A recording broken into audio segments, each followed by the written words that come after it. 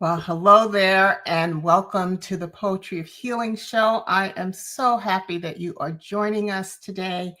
And as always, I have a very, very special topic today, very important topic about how to recover from losing a spouse. And so a few weeks ago, I had a guest, Walter, and he shared his experience of suddenly losing the light of his life. And we ended the show with a little teaser that he was going to come back and talk to us about how life is now. And so Walter's here, and so is his special guest as well. So, as we always do to start this time, we're going to do a little centering. It'll take about 60 seconds or so. And it's really, during this month of love, it's really a time to prepare our hearts for this love story. So I invite you, those of you who have been with me before, you're familiar with heart math. If you're just tuning in for the first time, it's very easy. I'll guide you through it. And I'm going to invite you to lower your gaze or close your eyes so you can focus and kind of mute anything that's going on around you or anything you brought to the show with you today, because I really encourage you to just embrace and be in this environment where we're talking about creating and just being surrounded by love. So it's called heart math, heart focused breathing. And we use our breath. I'll show you how to breathe. And then we use our heart to center us and bring us to a place of ease and relaxation. So let's take a breath in through your nose, slowly, and then out through your mouth like you're blowing out a candle. One more time, in through your nose, deep, deep, deep, and then out through your mouth. Beautiful. Now, this time when you take a breath in, I want you to focus in your left side of your chest where your heart is, and imagine when you're taking the breath in, your heart is expanding. And then it's getting bigger. And then when you take a breath out, it's contracting. Let's try it again. Take a nice deep breath in through your nose and watch your heart get so big. It may even light up. And then take a breath out and watch your heart, your chest contract. Then one more heart breath. Take a deep breath in and your heart gets bigger and bigger and it lights up and it sends just warmth through your whole body. And then blow out and your heart is contracting. And so I want you to just take time to just sense what's going on in your immediate space. Maybe a room, you may be in a computer cafe, you may be sitting outside enjoying the show. Just take a sense. Your eyes are still closed. What do you hear? What do you feel? What do you smell? Okay. And then lastly, I'm going to have you take a deep breath in, just a normal breath, and then out through your mouth as you enter this space. So for those of you viewers who are just joining us, this show is all about finding love, and it's with our previous guest, Walter. And I'm not going to wait any longer. I'm going to bring Walter in, and let me just, Walter, I'm bringing you in, Walter. All righty. Hello. Okay, here you go. How How are you? are you? How are you? I'm doing just great. Yourself?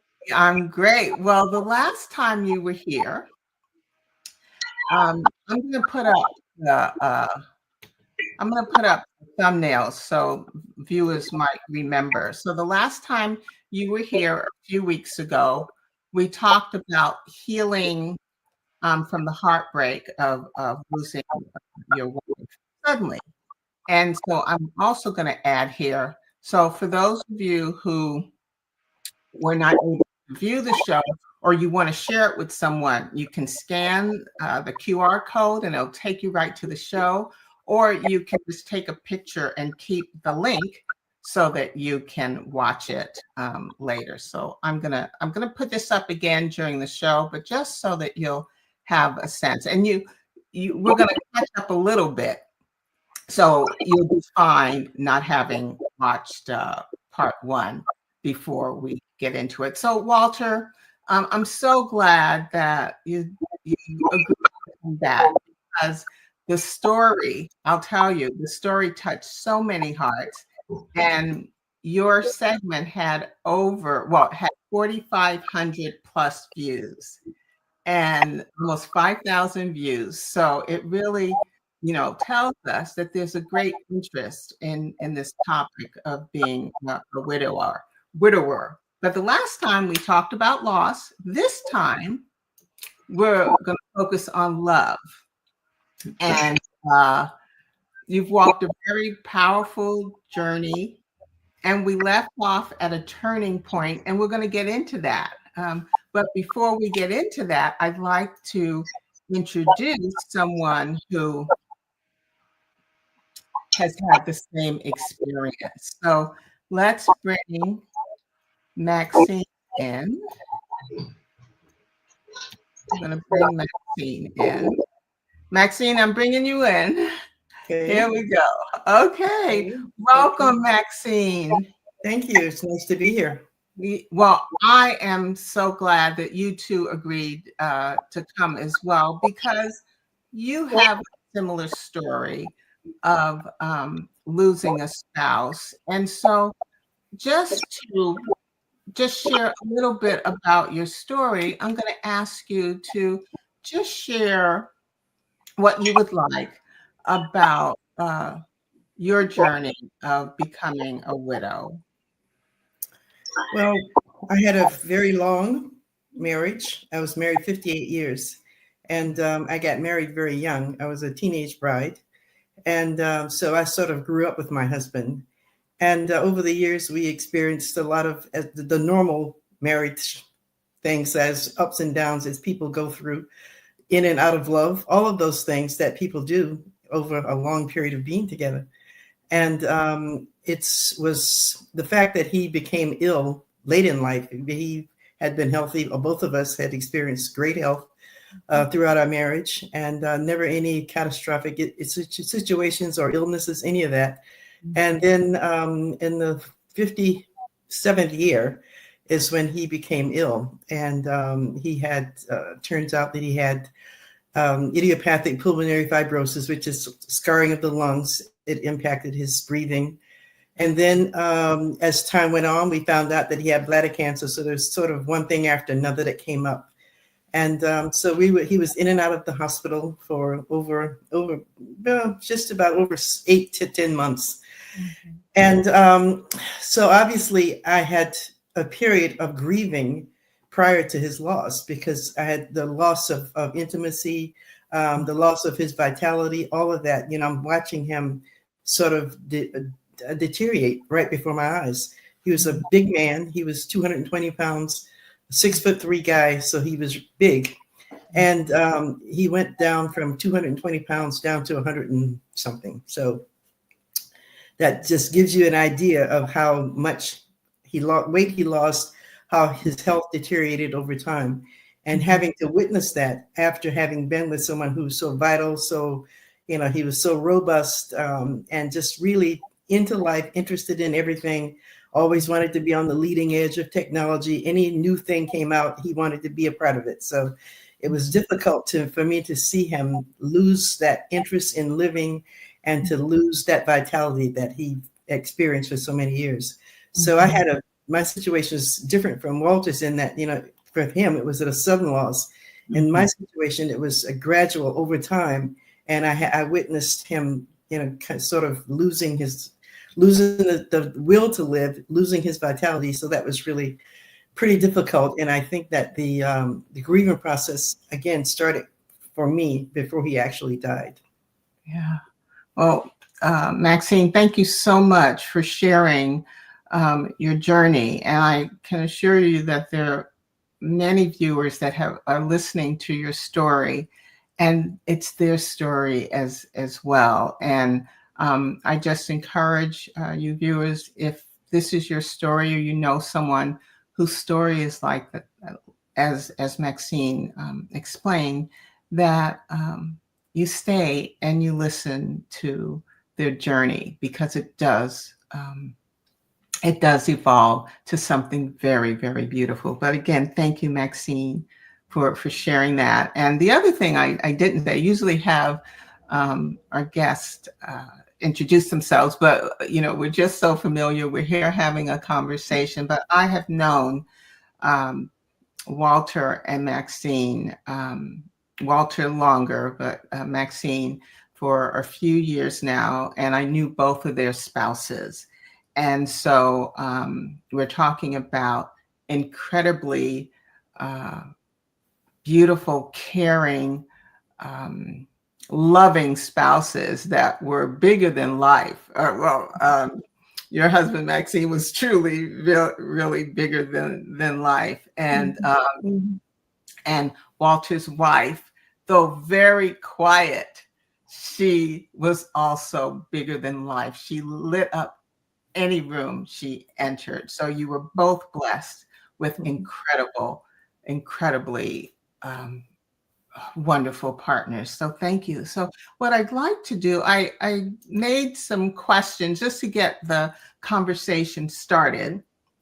And so viewers, if you're just dropping in, I have today two special guests, Walter, who's a widower, and Maxine, who is a widow. And they're here today to talk about life after losing a spouse. So I encourage you to stay with us. And so I'm going to begin, Walter, I'm going to unmute you. And I know both of you just go with the flow. So let me unmute Walter as well. The first question I have is for both of you. After experiencing such a deep loss, did you ever think love would find you again? You want to go first, Walter? Go first, sweetheart. Okay. Well, in my case, I did not. I really did not. I just assumed that I would, I didn't think that I couldn't live without my husband. I knew that I could live without him. However, I didn't think that I would experience love and happiness in the way that I did as I was married to him. So I really assumed that what I would do, I have a very interesting family. They live in different parts of the world. And so I assume that I just spend time with my family. I have grandchildren that I assume that I just spend time with them. And that would be, and my church and whatever other interests that I might have, with just hanging out with friends. That's what I expected my life to be like, that I just kind of go on and live and enjoy as much as I could. And that part of me, the romantic side of me, the part that gets excited when someone walked into the room, I thought that would be over. That was done. That was my opinion. That's what I thought. So turns out that God thought something different. So. And he laughs at our plans. That's Yes. an adage. We have plans. He just laughs at it. Well, thank you so much, Maxine. Well, I would just have to say that I was not. I was looking for someone, but I didn't think that I could really care for someone, because I had some certain standards that I wanted that I felt that they should meet. And I was not rushing. It was over 2 years before I actually decided that this is where I needed to go. And there were a lot of people out there talking. Since I have only one good ear, I always would put them on the side that I couldn't hear on. So that worked out well. But I really never thought that I could love again and still have the same love for my deceased spouse. And that's when, as Maxine stated, the Lord had another plan. Because as long as the two of us have known each other, I never thought that the two of us would be calling ourselves one. And I tell you, it has been since June the 4th, 2024. It has been. Hold that thought. Hold that thought. I know you're excited about it, but I want to go back to all that talking in your ear because it's real. You know, you lose your spouse, and it's like you're how can I say you know, you're sought after. So there were a lot of casseroles and pound cakes and fried chicken and soup and all those things. And I said, Walter, don't touch it. Well, I just felt that number one, the casseroles, they all look good, the cakes and the chicken look well, but I think that during that period, it's a very emotional time. And one needs to be extremely cautious about what the emotions are doing. Don't let the emotions take over really where what your thoughts should be. You really need time to think about what you're going to do in this new norm that you've been given. So I just wanted to make sure that any decision that I made, I want to make a decision that I could be with someone that we had the same interests. But number one, that we care for one another. And that was really important to me because I think that our hearts are something that's very, very delicate. And one has to be cautious about who they allow to enter that space. Because sometimes that space can be really damaged. And if you're already dealing with hurt of the grief itself, you don't need to add to it with a decision that was made without any thought. Good point. Good point. And Maxine also brought up the thought that making that when you find love again, it's not that you're removing your former spouse. You're just making room in your heart for the new love. And so my question to you is, what helped you to begin to open your heart to the possibility of love again? In my case, I think that, you know, because Walter is someone that I've known for a long time. And as you mentioned that you knew his wife, and I did as well. In fact, I'm wearing a piece of her jewelry today.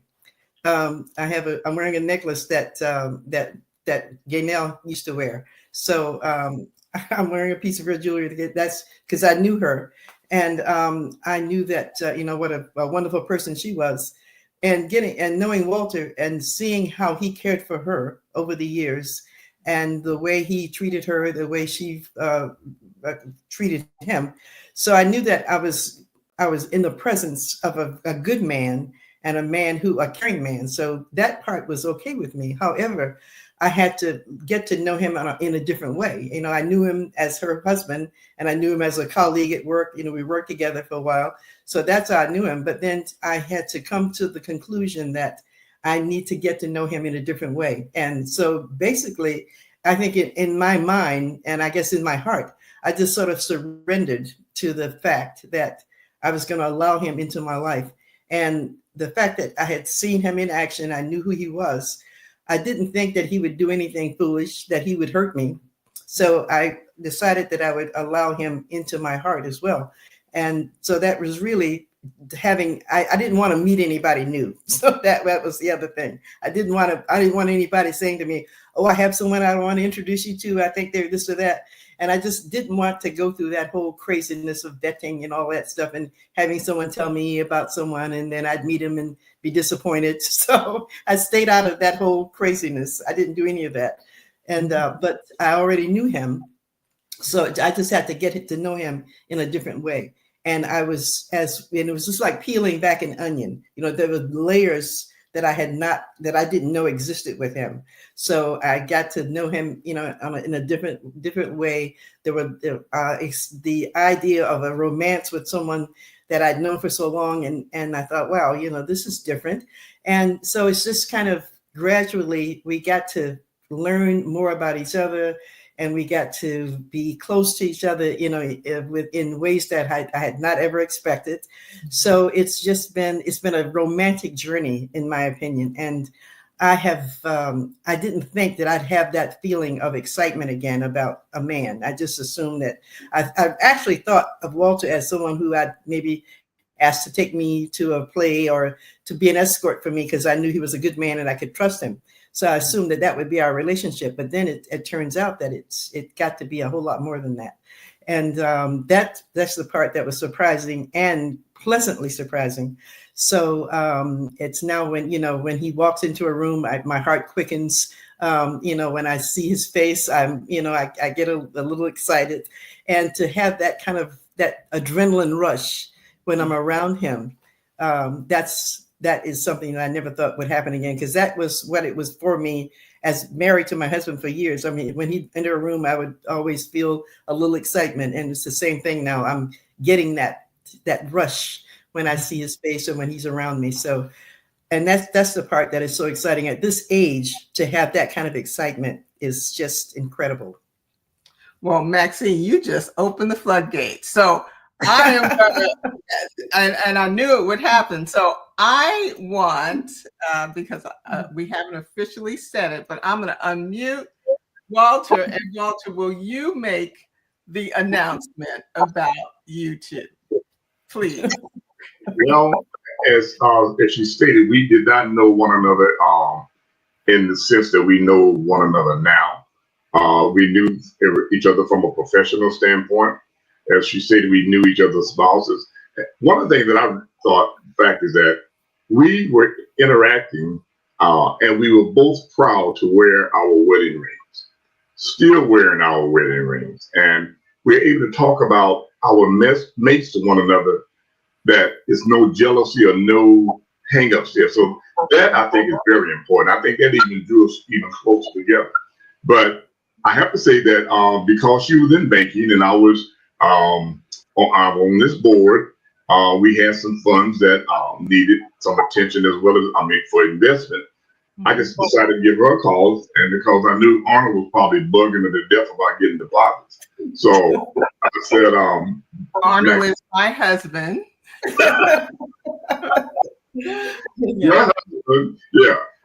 So I said, so I told our treasurer, I said, well, look, I know this lady, give her a call, and she may be able to give us some rates that would be attractive. So they got together and they talked and everything, and sure enough, it worked out where she was able to, give the board what was needed as far as the investment.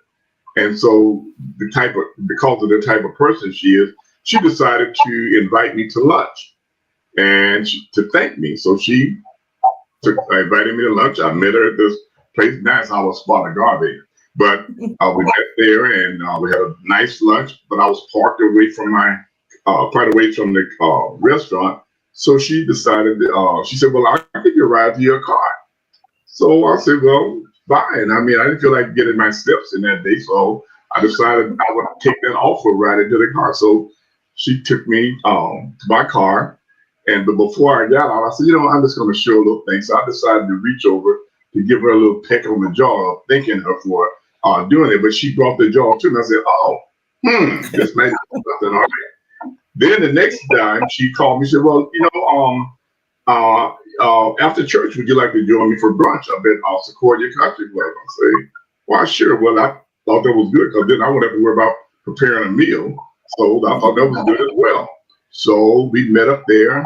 And then I said, this lady's been very nice. She's invited me out to dinner and to lunch as well as to dinner.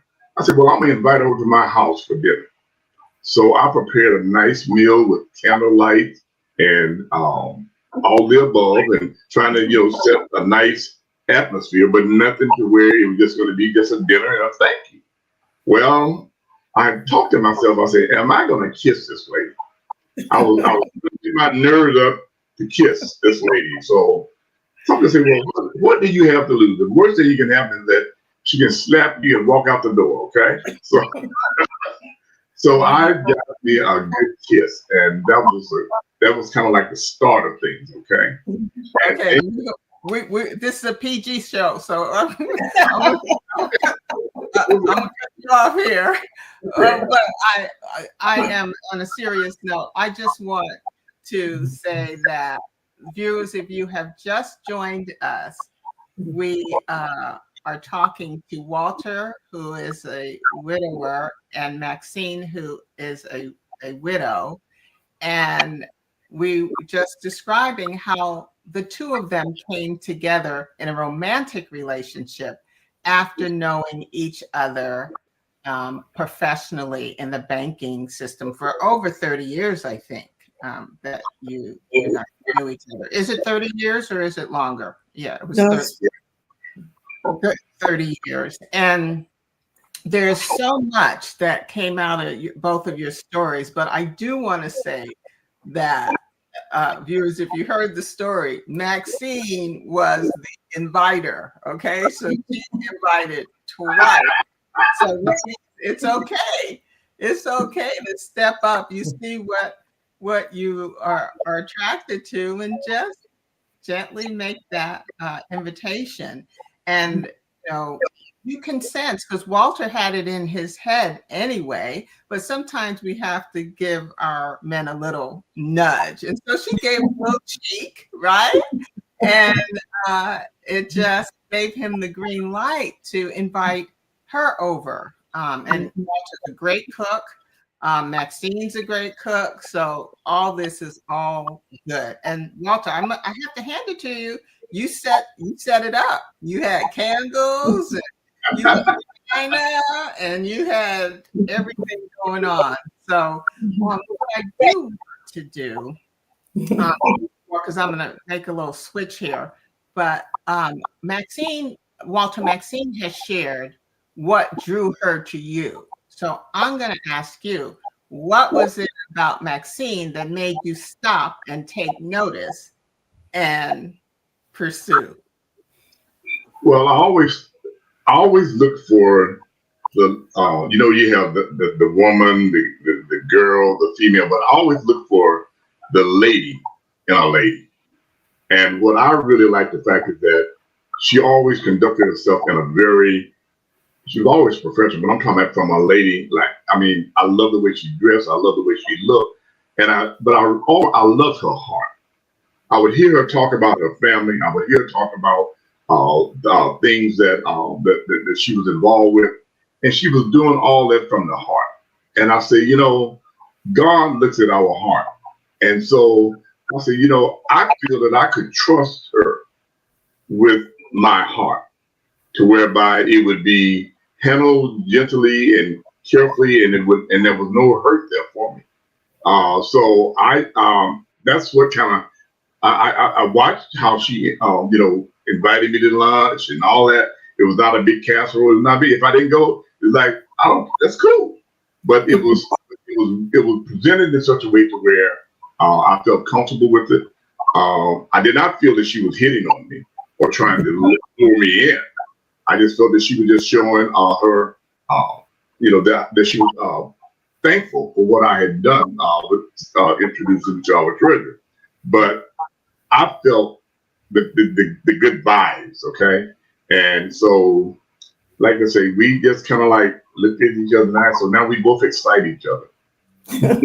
Well, and Walter, you bring up some really critical points here, and that is she didn't push.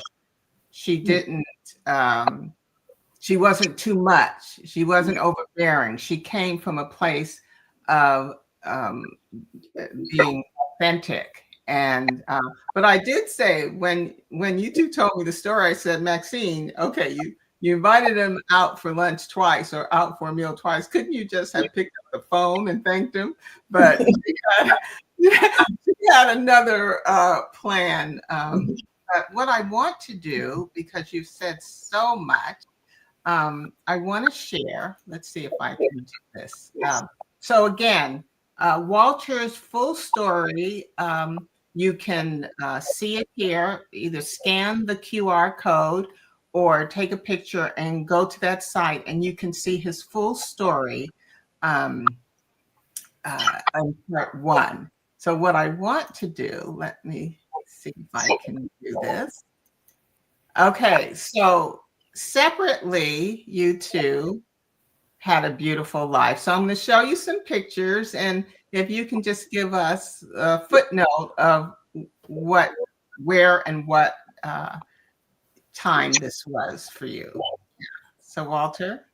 I think this was a time when I was getting dressed, and I don't know who took that picture. But anyway, I was headed out, and Maxine and I was going out that night, but that was before I left home. And someone said, "Well, let's take your picture." Maybe my son or somebody. But that was one of the times we were going out. Okay. And but now that was I was up in Eugene, Oregon with my daughter. She was actually my stepdaughter, but I don't like the word step, but she's my daughter. So we were really at her dad's birthday party. But that was the beginning. But Maxine and I, we were talking in together then. But there again, that was just a time that I was out doing up in Eugene, Oregon. So I'm just building the story of you had separate lives before you came together, and I'm just showing. So Maxine. Okay, that picture of me, I was in South Carolina at a reunion, a high school reunion, and guess that was it was in May of last year, and no, it wasn't May, it was July. I'm sorry, July of last year. And Walter and I had started talking to each other and showing interest, and that was and that was a picture that I sent to him. Okay, so Maxine, before I show the next picture, will you tell our viewers how old you are? You said you were okay with that. Yeah, I am. Currently, I'm 79 years old. Okay, so look at this. Yeah, that was a picture from at my 50th anniversary with my husband. That was taken in 2014. I was probably 70 years old at that time.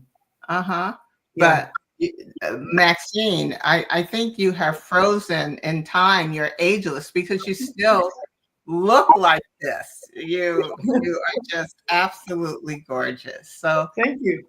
You're welcome. So I'm going to go into some pictures of the both of you, and either one of you can share. Okay.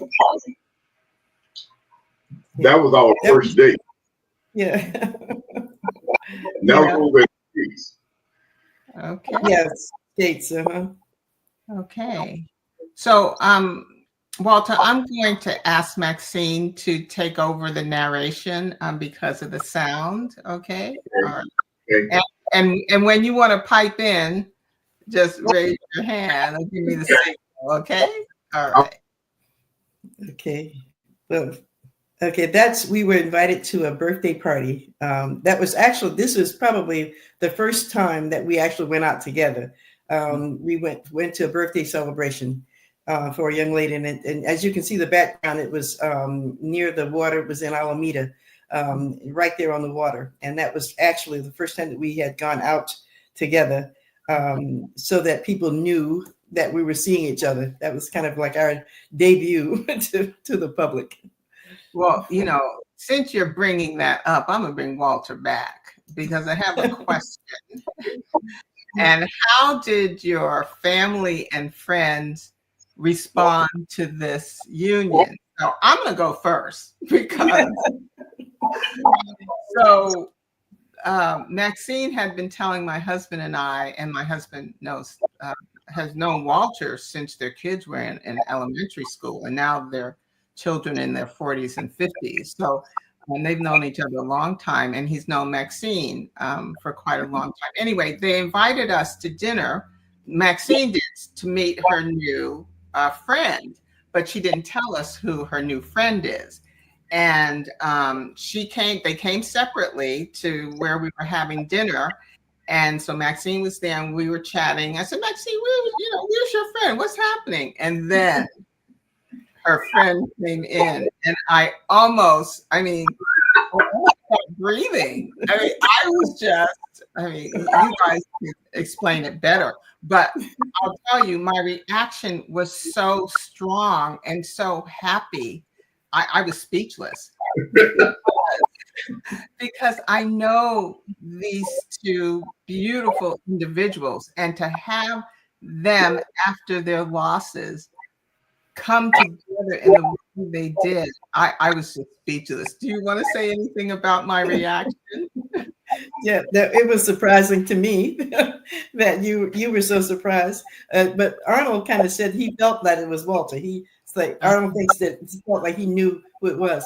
But the thing that's been so wonderful to me is that just friends in general, anytime that we're seen out together, and people that know both of us always come up to us and say, "Oh my God, I'm so glad to see the two of you together. I'm so happy for the two of you because both of you are great people, and I'm just happy that you're together."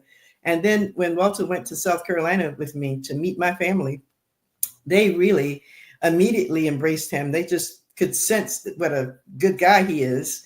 And they were so happy to see the two of us together, and the way he interacted with me and the way I was around him.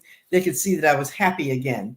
And they were just so pleased. And now it's like, Walter's as a part of the family. So it's just been an amazing, amazing reception on both sides, actually, because his daughter, who is really his late wife's daughter, she came to visit us in South Carolina, and we stayed at my house.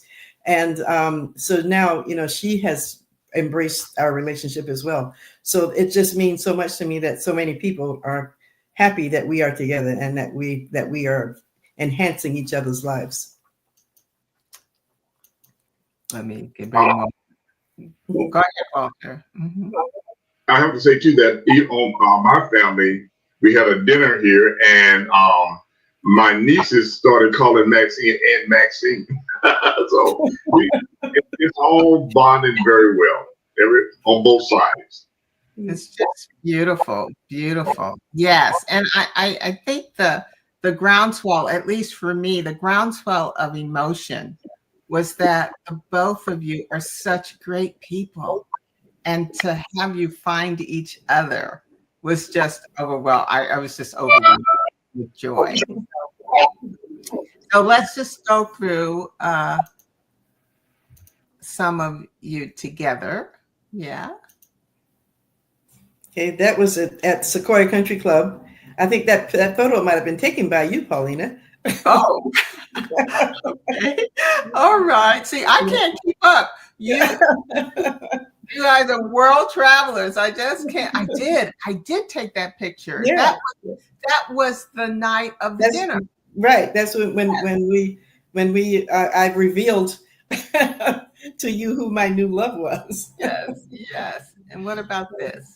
This is at my niece's wedding in South Carolina. We were at a beautiful venue near Greenville, South Carolina. It's a boutique hotel that kind of sits in the woods, and it's just absolutely gorgeous. And Walter and I were there for the wedding. Was that the first time he met your family? No, that was the second time that we were together as a family. Mm-hmm. That one is when we were at a 4th of July celebration at Sequoia Country Club. We were sitting outside, and I think that one of my friends, or one of my friends, took the photo of us together, sitting outside in the sun at Sequoia for the 4th of July.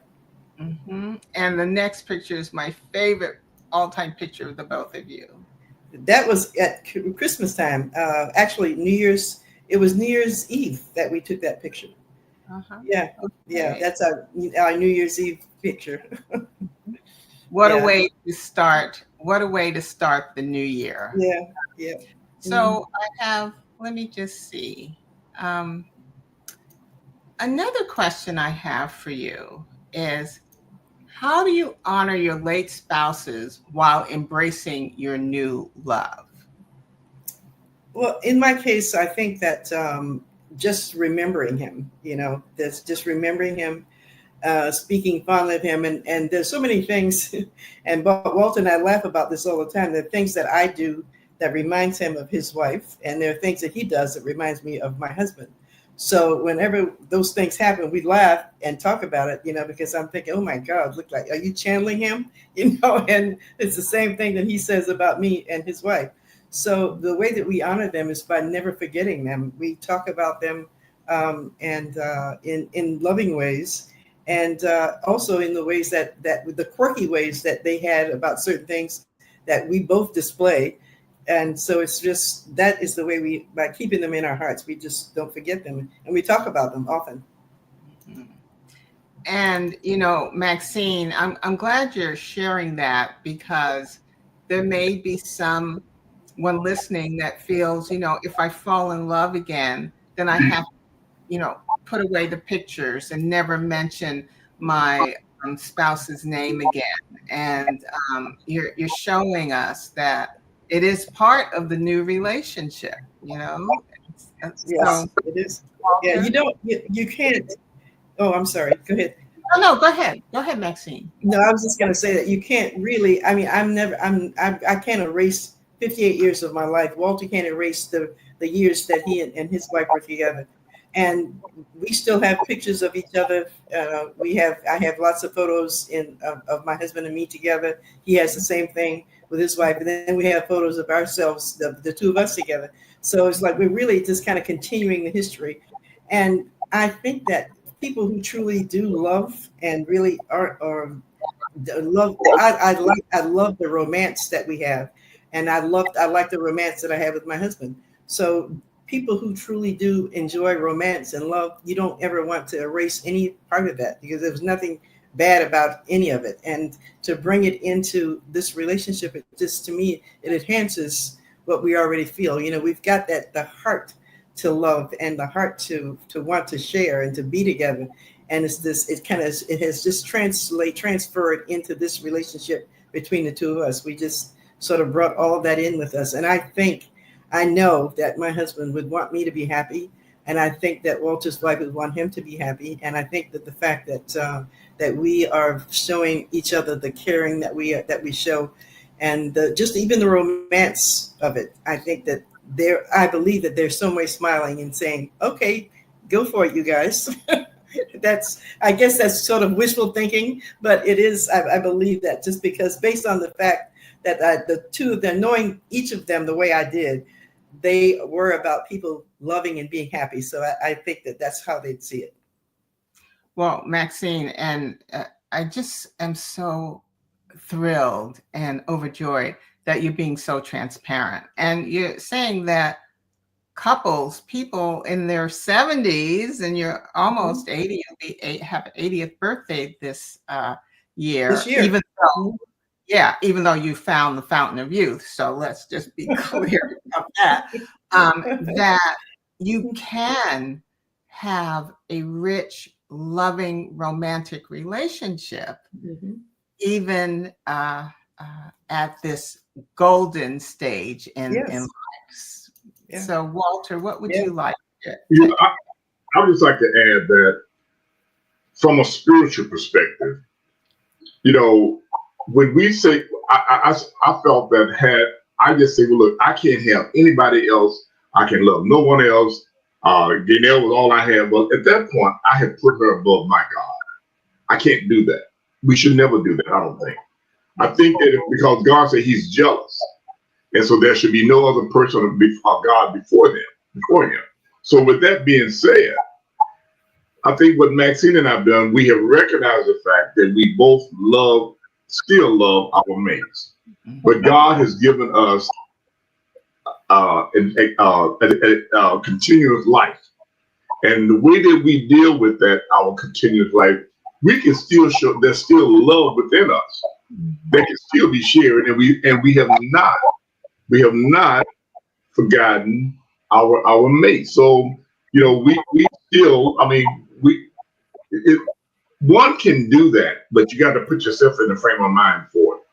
You can step in and have a pity party, I think. and say, I just can't move forward, I can't live forward, da.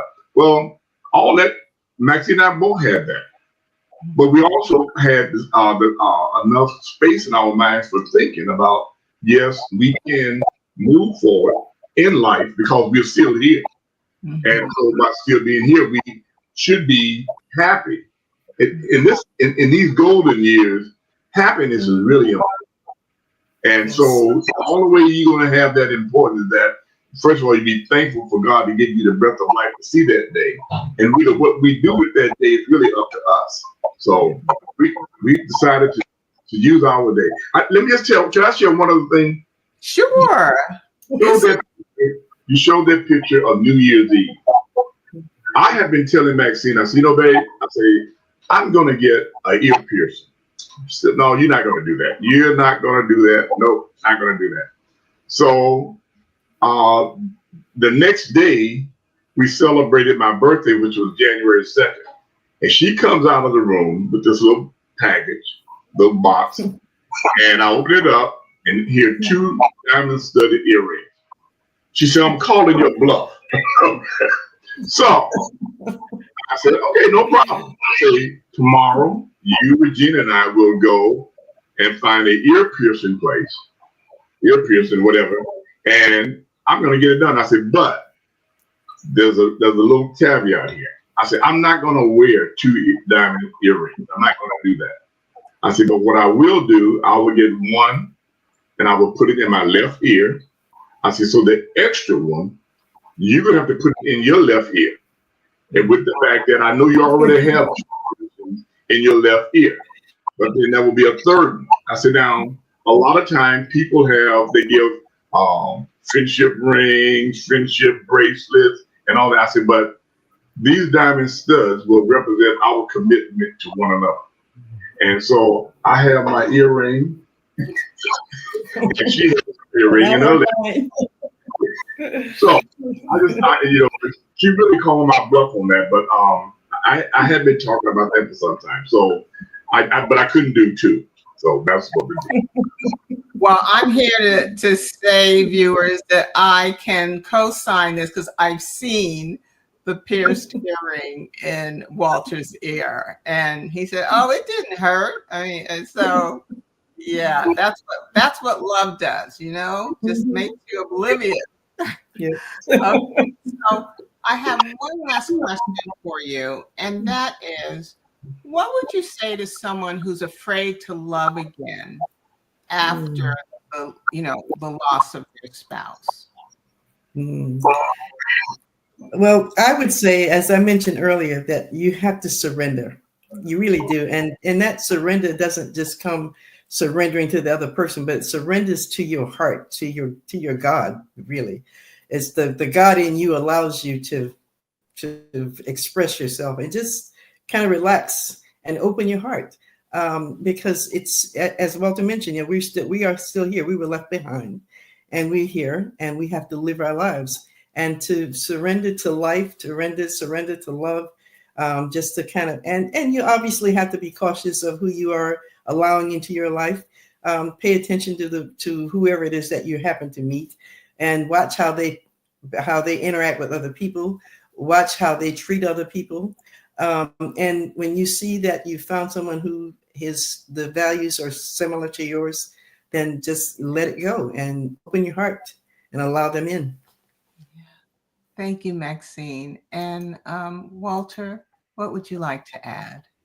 Well, I say ditto to everything. It's all about being able to trust the person, and trust the person is really what I prayed for. I prayed for good mates. I prayed for, and I trust God that He was going to deliver that. So He's done it again. Oh, what a blessing. All I can say to both of you is, you make love look so easy and so good and so accessible. And I just thank you for just being so transparent for our viewers, because in this age group, there are, interestingly enough, there are more women who are widowed than there are men. But as Walter talked about in his first segment with me a few weeks ago, that we don't hear about widowers, we don't hear about men. And so it was really important, I felt, during this month of love to honor your stories, profiling, of course, or not profiling, but being Walter being the center of this story, because we don't hear men's story that much. So I thank you for your courage. I thank you for your generosity in sharing with our viewers today. And of course, I just wish you all that this love grows, enhances, and just be a model for um, older person in the golden years. And I'm in the same generation as you, so I'm not calling you old. I'm just calling you golden. It's a blessing to get old. It truly is. And it was a joy to have you both. And I just thank you. So I'm going to say goodbye to you now and then close the show. But blessings to you. And I love you both. Thank you very much. Thank you. Uh-huh. Thank you. Okay, let me. Okay, so during this month of love, we have had this beautiful couple coming together unexpectedly after the loss of their spouses, and they're in their golden years. And if you missed this live run of the show, please review the recorded version of the show, which is available on the platform. And you know, Maxine and Walter's story reminds us that after loss comes love, or love can come, and that healing makes a way for new beginnings. And so the benefit of coming together and being connected in some way, especially after the loss of the spouse, is that, you know, being connected and feeling that you belong is a human need. And so, you know, research has shown, and you know, I love research, research has shown that having loving, caring relationships can combat loneliness that is most probable to happen after you lose a spouse. And it helps you to live longer, lowers your stress level, and can improve your mental health. So before we close, I want to share with you from my book, you know, Regala Healing, a poem. I had marked several, but after this discussion, one just stands out that should be read. And it's a short one. And if you have my book, it's on page 5. And it's titled The Heart Will. And this is the first healing poem that came to me as I too was going through my healing journey. And so it goes like this. The heart will, even if I won't. The heart will, even if I don't. The heart will, even if I can't. The heart will love, guide, nourish every time I need to flourish. So viewers, remember that the heart can be your navigator through life, through life's challenges, through life's ups as well. And so I ask you to rely on your heart. We did a heart exercise to open the show. Go back and look at it and it can help you to open that beautiful heart of yours. So I ask you, I'm here every first and third Sunday right here on blackdoctor.org. And until I see you again, I wish you love, light, and all that is wonderful in this world. And I'm going to show you a couple of resources how to get my book.